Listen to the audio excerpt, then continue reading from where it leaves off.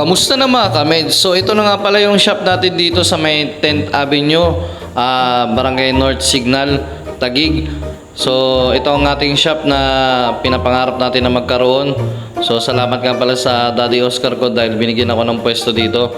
So ito yung itsura ng shop ko ngayon dito. Meron na rin tayong mga display dito na mga casing. So iba't ibang unit nga mga case natin dito. So mamili na lang kayo kung anong unit ang cellphone nyo. Meron din tayo dito mga charger na may kasama na siyang cord. So yan, murang halaga lang yan, ibibenta ko sa inyo. Meron din tayo mga headset.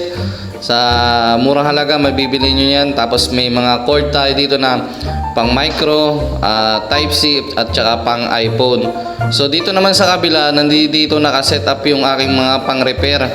So ito yung itsura niya sa labas, nakasalamin siya, kaya maganda kasi kitang kita doon sa may loob.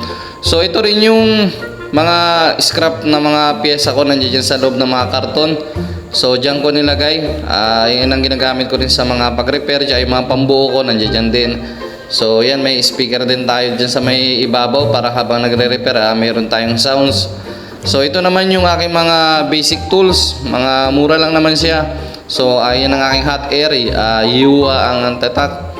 Tapos sa power supply. Tapos yun yung aking panghinang.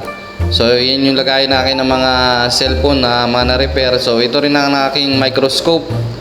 So ito lang ang simpleng setup ng aking shop. So punta lang kayo dito sa 10th Avenue, Barangay North Signal, Taguig sa gusto magpa-repair. So may mga display tayo dito ng mga casing, charger at mga headset. So bili lang kayo mga kameds.